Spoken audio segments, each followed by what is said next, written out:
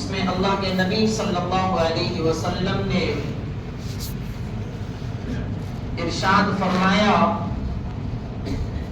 کہ 4 باتوں سے اللہ تبارک و تعالیٰ کی پناہ مانگو۔ پہلی بات، قبر کے عذاب سے اللہ تبارک و تعالیٰ کی پناہ مانگو، اس لیے کہ قبر کا عذاب برحق ہے۔ اور پھر اللہ کے نبی صلی اللہ علیہ وسلم نے ارشاد فرمایا کہ اگر میں تمہیں یہ بتلا دوں کہ قبر کے اندر کس طریقے سے انسان کو عذاب دیا جاتا ہے تو مجھے اس بات کا اندیشہ ہے کہ تم اپنے مردوں کو قبر میں دفن کرنا چھوڑ دو گے۔ اور قبر کے اندر جو عذاب ہوتا ہے،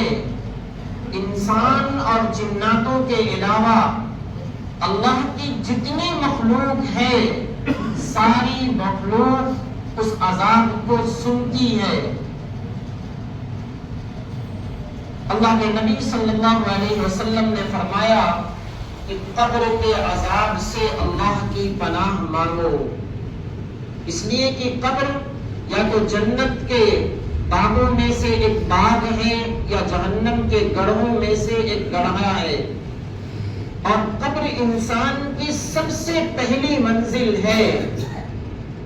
اگر انسان نیک عمل کر کے اللہ کی رضا والا کام کر کے دنیا سے جاتا ہے تو قبر کے اندر اس کے لیے نعمتیں کھول دی جاتی ہے، اور اگر انسان اللہ کی نافرمانی کر کے اللہ کو ناراض کر کے اس دنیا سے جاتا ہے تو قبر سے ہی اس کے عذاب کا سلسلہ شروع ہو جاتا ہے۔ حضرت عثمان بن عفان رضی اللہ تعالیٰ عنہ جب کسی قبر کے پاس سے گزرتے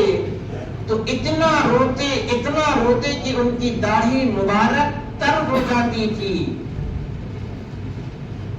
کسی نے پوچھا کہ آپ جنت اور جہنم کے تذکرے سے اتنا نہیں روتے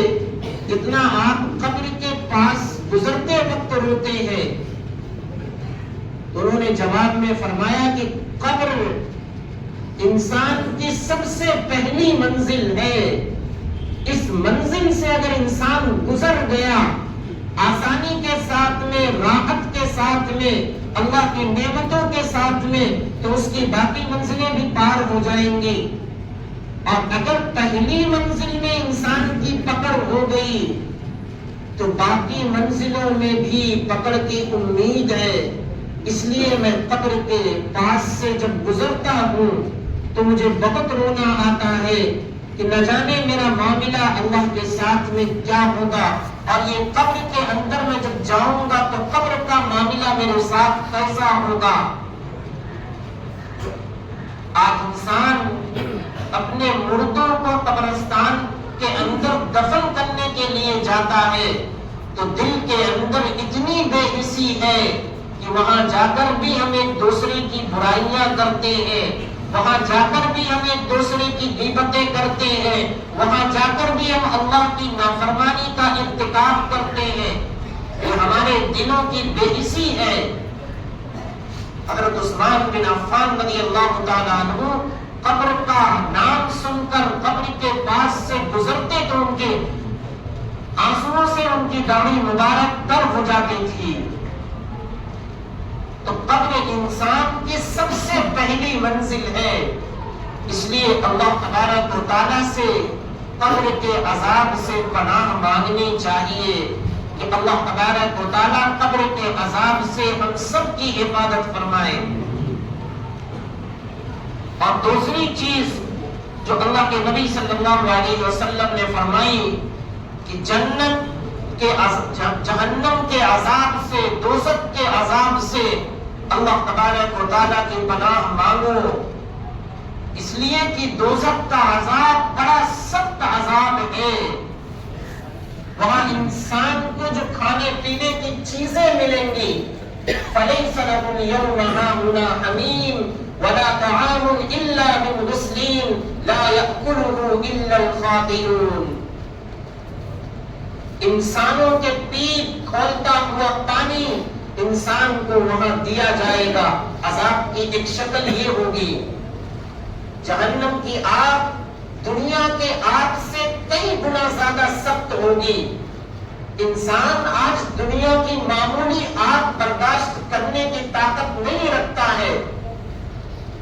لیکن اس کی ہمت کو سلام، اس کی جرأت کو سلام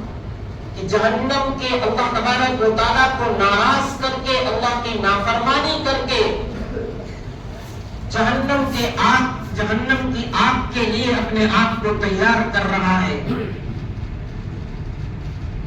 میرے بھائیوں، جہنم کا عذاب بھی برحق ہے، دوزخ کا عذاب بھی برحق ہے۔ اگر ہم مسلمان ہیں، ہمارے دل کے اندر رائی کے دانے کے برابر بھی ایمان ہے تو یقیناً ہم جنت میں جائیں گے، لیکن پہلے جہنم کے عذاب کا مزہ چکھیں گے۔ ہم نے اللہ کی دنیا کے اندر جو نافرمانیاں کی ہیں، اللہ کے حکموں کو جو ہم نے توڑا ہے، ان نافرمانیوں کی سزا، ان نافرمانیوں کا وبال اور ان نافرمانیوں کا عذاب چکھ کر ہم جب جنت کے اندر جائیں گے، لیکن ہماری نافرمانی کی وجہ سے پہلے ہمیں جہنم کے اندر جہنم کے عذاب کا مزہ چکھایا جائے گا۔ یہ اللہ تبارک و تعالیٰ کا بنایا ہوا اصول ہے۔ ہاں، اللہ تبارک و تعالیٰ اگر کسی کو اپنے فضل و کرم سے معاف فرما دے اور اس کے حق میں جہنم کا فیصلہ، جنت کا فیصلہ فرما دے تو کوئی ان سے سوال کرنے والا نہیں ہے، لیکن اللہ کا بنایا ہوا اصول تو یہی ہے کہ اگر انسان نے دنیا کے اندر اللہ کی نافرمانی کی ہے، اللہ کے حکموں کو توڑا ہے، اللہ کو ناراض کیا ہے، اگرچہ وہ ایمان والا تھا اور اس کے دل کے اندر ایمان کی شمع جل رہی تھی، تو اس شمع کی بدولت وہ جنت کے اندر جائے گا تو ضرور، لیکن پہلے اپنی نافرمانی کا، اپنے اللہ کو جو اس نے ناراض کیا ہے، اس کا وبال جہنم کے اندر چکھ کر پھر اس کو جنت کے اندر ڈالا جائے گا۔ تو آج انسان دنیا کی معمولی سی آگ برداشت کرنے کی طاقت نہیں رکھتا ہے۔ ذرا سوچیں کہ جہنم کی آگ جو دنیا کی آگ سے کئی گنا زیادہ سخت ہے، اس آگ کو انسان کیسے برداشت کرے گا؟ اللہ تبارک و تعالی ہمیں جہنم کے عذاب سے ہماری حفاظت فرمائے۔ ہمیں اپنی دعاؤں کے اندر جہنم کے عذاب سے پناہ مانگنی چاہیے، اس لیے کہ جہنم کا عذاب برحق ہے اور جہنم کا عذاب بڑا سخت ہے۔ تیسری چیز جو اللہ کے نبی صلی اللہ علیہ وسلم نے فرمائی وہ یہ کہ ظاہر اور باطن کے فتنے سے اللہ تبارک و تعالیٰ کی پناہ مانگو۔ فتنہ کہتے ہیں آزمائش کو۔ ظاہر کے فتنے سے مراد یہ ہے کہ جو آنکھوں سے نظر آتے ہیں، حادثات کی شکل میں، تکلیف کی شکل میں، پریشانی کی شکل میں، یہ جو چیزیں نظر آتی ہیں یہ فتنہ ہے۔ اور باطن کے فتنے سے مراد جو چیزیں ہماری آنکھوں سے مخفی ہیں، ہمیں نظر نہیں آتی ہے لیکن ان کا وجود ہے۔ اور بعض علماء نے لکھا ہے کہ ظاہر کے فتنے سے مراد یہ ہے کہ انسان کے اوپر جو حالات آتے ہیں، مصیبتیں آتی ہیں، پریشانیاں آتی ہیں، یہ سب کے سب اللہ تبارک و تعالیٰ کی طرف سے آزمائش ہے۔ ان آزمائشوں پر ہمیں صبر کرنا چاہیے، استقامت دکھانی چاہیے، استقامت کا دامن نہیں چھوڑنا چاہیے۔ وَلَنَبْلُوَنَّكُمْ بِشَيْءٍ مِّنَ الْخَوْفِ وَالْجُوعِ وَنَقْصٍ مِّنَ الْأَمْوَالِ وَالْأَنفُسِ وَالثَّمَرَاتِ وَبَشِّرِ الصَّابِرِينَ۔ اللہ نے تو قرآن کے اندر اعلان کر دیا ہے کہ ہم تمہیں آزمائیں گے۔ کبھی خوف کی کیفیت تمہارے اندر پیدا کر کے تمہیں آزمائیں گے، کبھی بھوک کی کیفیت تمہارے اندر پیدا کر کے تمہیں آزمائیں گے، کبھی مال کی کمی کی کیفیت تمہارے اندر پیدا کر کے تمہیں آزمائیں گے، کبھی پھلوں کے اندر کمی کی کیفیت پیدا کر کے تمہیں آزمائیں گے، لیکن تمہارا کام یہ ہے کہ ان آزمائشوں پر جمے رہنا، استقامت کا دامن نہیں چھوڑنا۔ آگے اللہ اللہ نے فرمایا وبشر الصابرین، جو استقامت کا دامن نہیں چھوڑے گا، اپنے دین پر، اپنے ایمان پر، اپنے اسلام پر مضبوطی کے ساتھ میں جمع رہے گا، اللہ نے فرمایا اولئک علیہم صلوات من ربہم ورحمہ واولئک هم المهتدون، یہی لوگ ہیں جن پر اللہ کی رحمتیں نازل ہوں گی اور یہی لوگ کامیاب ہیں۔ تو دنیا کے اندر انسان اگر ہے تو اس کے اوپر آزمائشیں آئیں گی، اس کے اوپر حالات آئیں گے، ان حالات کے اندر ہمیں صبر کرنا ہے، اور جب بھی ہمارے اوپر کوئی مصیبت آئے، الذین اذا اصابتهم مصیبۃ قالوا انا للہ وانا الیہ راجعون،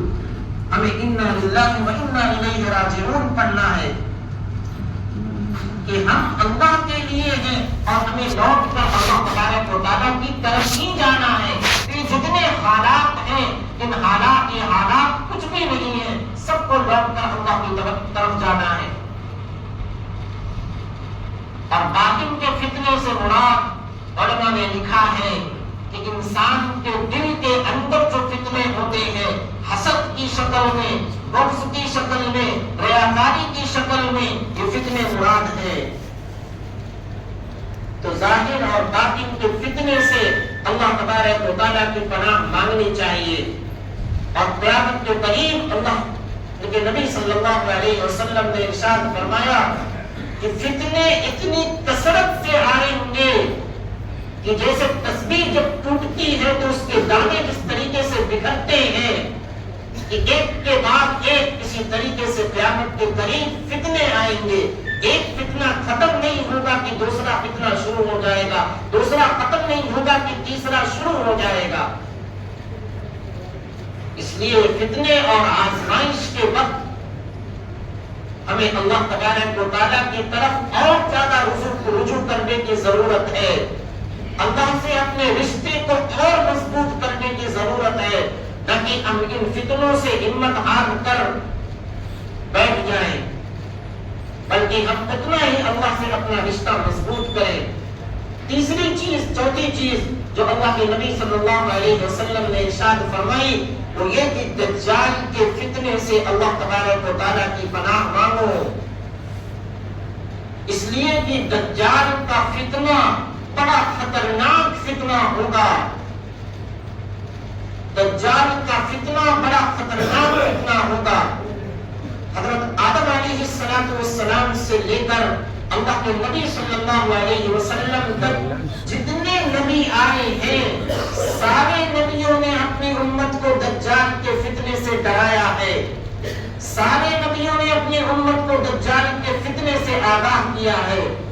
اللہ کے نبی صلی اللہ علیہ وسلم نے ارشاد فرمایا کہ میں بھی تمہیں دجال کے فتنے سے آگاہ کرتا ہوں، اگر میری موجودگی میں دجال آ گیا، دجال کا ظہور ہو گیا تو میں اکیلا اس کا مقابلہ کرنے کے لیے تیار ہوں، اور اگر میرے بعد دجال کا ظہور ہوا تو مسلمان اس کا مقابلہ کرنے کے لیے تیار ہوں گے۔ دجال یہ دجل سے بنا ہے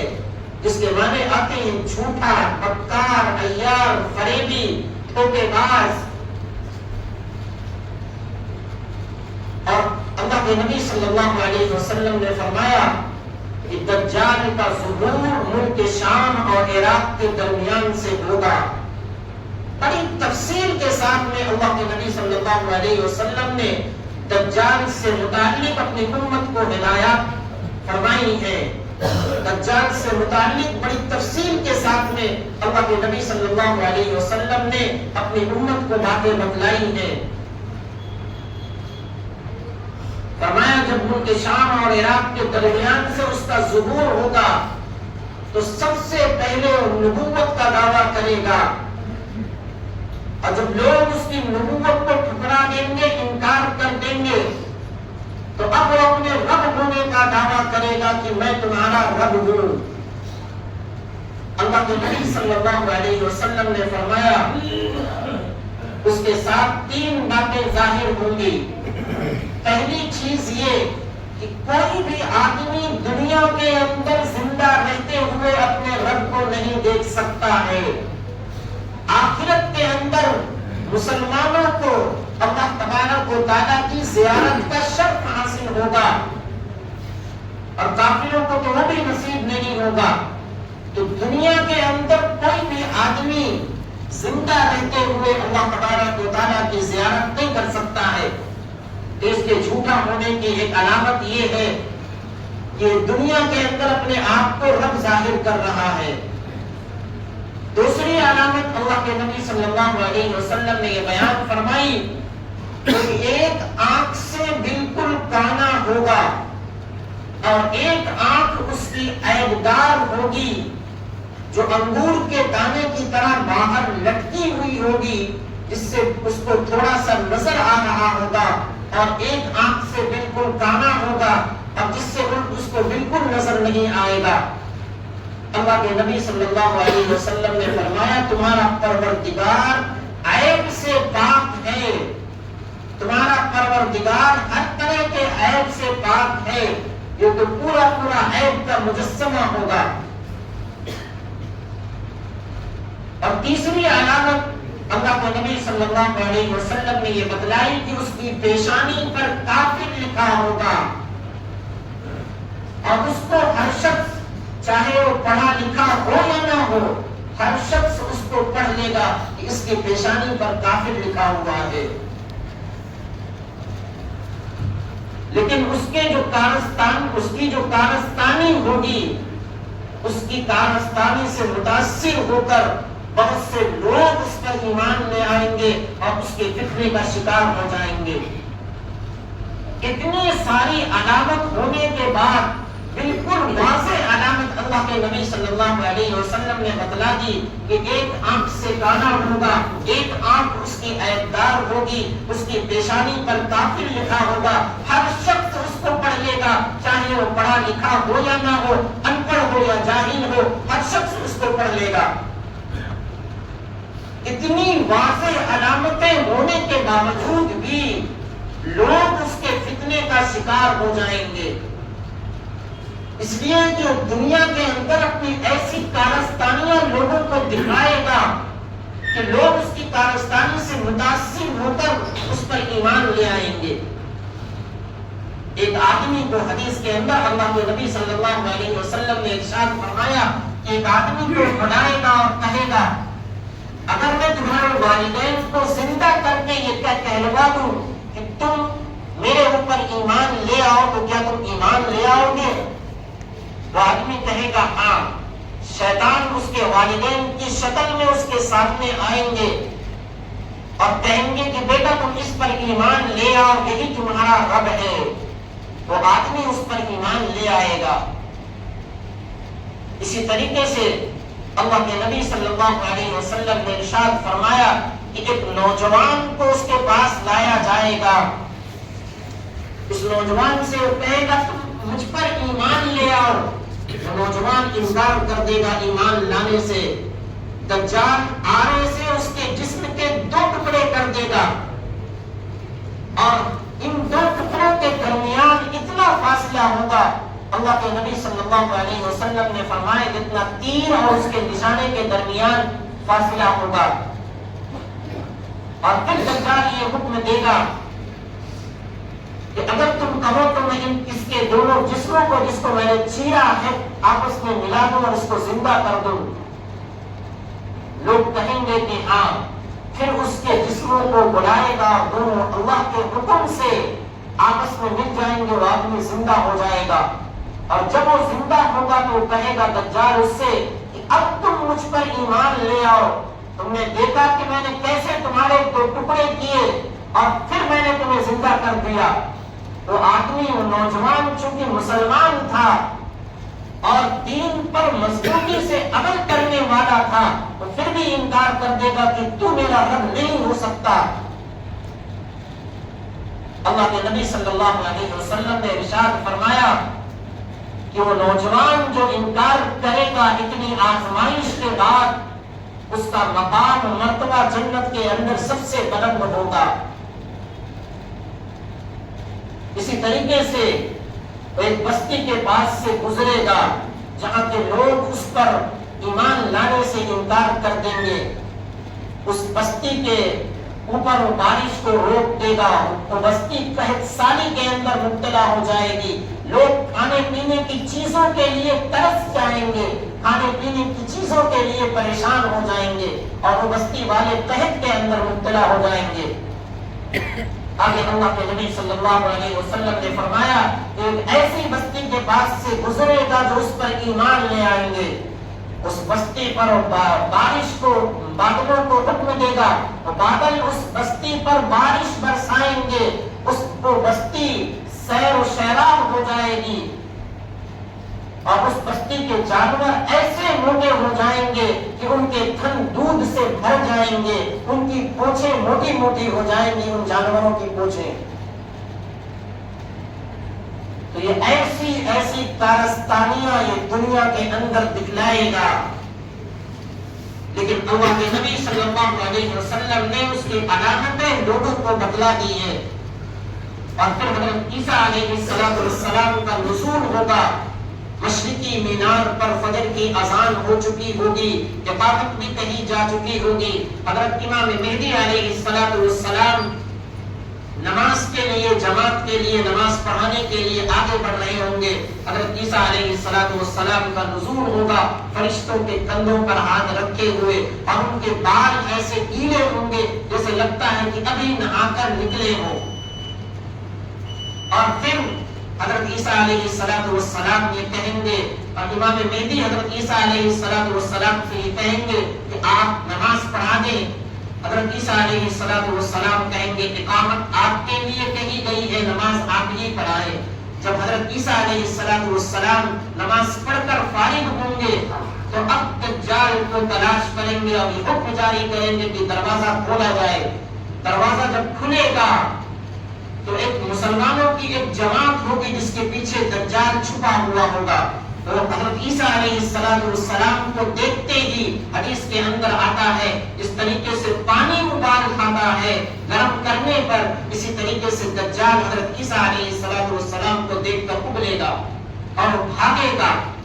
بھاگتے ہوئے حضرت عیسیٰ علیہ السلام اس کا تعاقب کریں گے اور مقام لط پر جو بنی اسرائیل کے اندر ایک جگہ ہے جو آج بھی موجود ہے، جہاں بنی اسرائیل کا ایئرپورٹ ہے،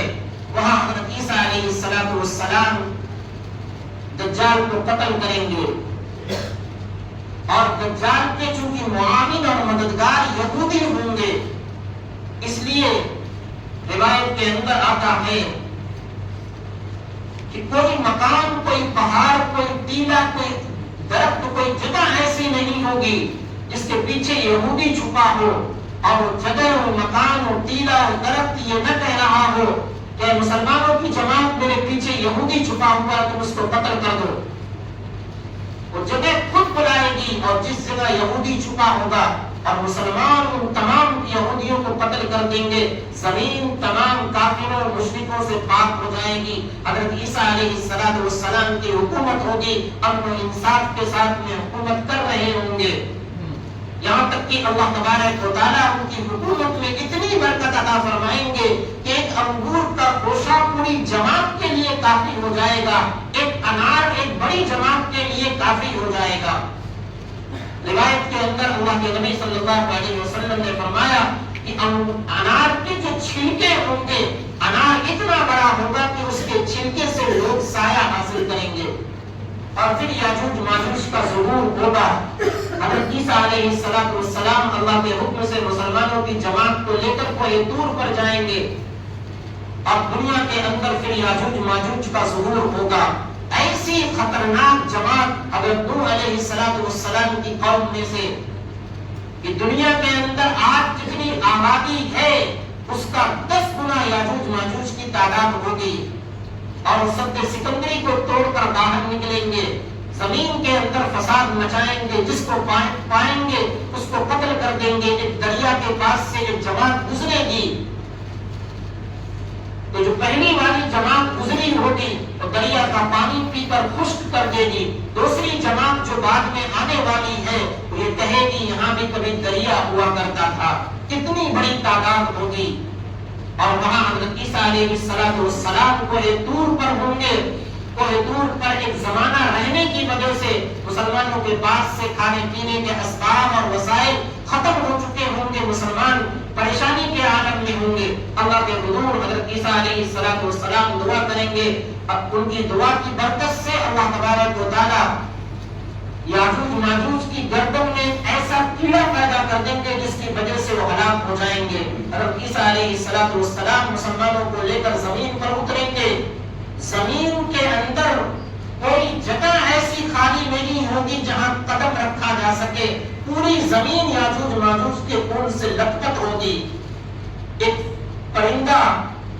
جس کی گردن اونٹ کے برابر ہوگی اللہ کے حکم سے ظاہر ہوگا اور ان کی لاشوں کو اٹھا کر کہیں لے جا کر پھینک دے گا. پھر بارش برسے گی اور زمین بالکل چاندی کی طرح صاف ہو جائے گی. اور مسلمان پھر عدل و انصاف کے ساتھ امن و امان کے ساتھ حکومت کریں گے. پھر ایک زمانہ ایسا آئے گا کہ اللہ تبارک و تعالیٰ کا فیصلہ ہوگا قیامت کے قائم کرنے کا.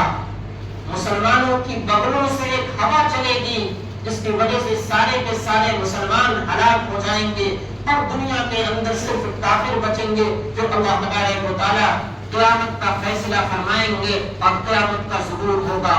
اس کے سب کچھ باتیں تھی جو میں نے آپ کے سامنے مختصراً پیش کر دی. اللہ تبارک و تعالیٰ ہم سب کو ہر طرح کے فتنے سے ہر طرح کے عذاب سے ہم سب کی حفاظت فرمائے. وآخر دعوانا الحمدللہ رب العالمین.